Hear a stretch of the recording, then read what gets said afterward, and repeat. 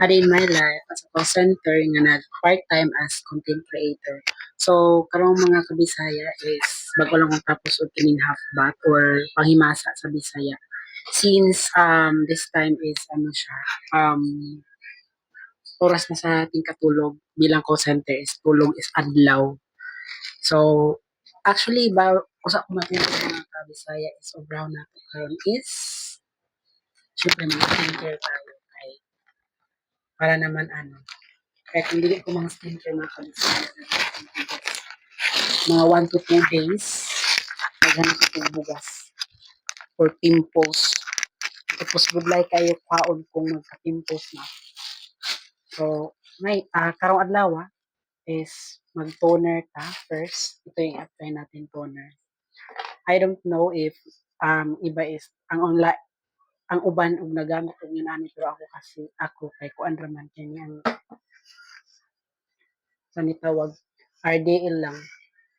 Ito yung ano ko parang toner ko. Pauyon-uyon man ni mga ano kabisaya.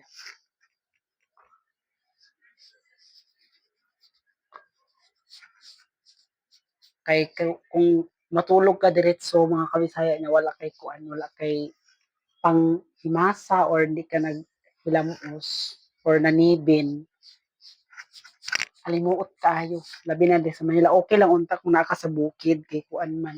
Kaya ni ang bugnaw magbukid. Pero diri gud sa Manila kay biskanting uwan, kung dili ka manibin, pati gyapon inita. So kinahanglan jud nimo magkuan, mag manibin. Kung kis-a gani mga kabisaya, ako sa usa ka adlaw kadto maligo, buntag at sa kagabi. Bago mag-duty, tapos usa matulog, maligo. Mga kabisaya. So time check mga kabisaya it's 12. So mga 1 PM matutulog na. Tapos mata is ano magmatatag sa oras alas 11 sa gabi. Then after that guys, mga kabisaya, natapos na akong apply ang kuan, ang toner kanina man akong i-apply.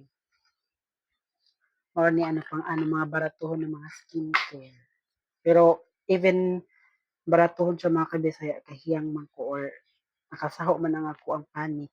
So okay na din siya. Not bad na. Importante dili ta bugason kaayo.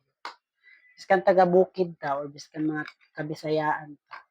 Kung naapod tayo kinang na arte-arte sa kaugalingon, di ba?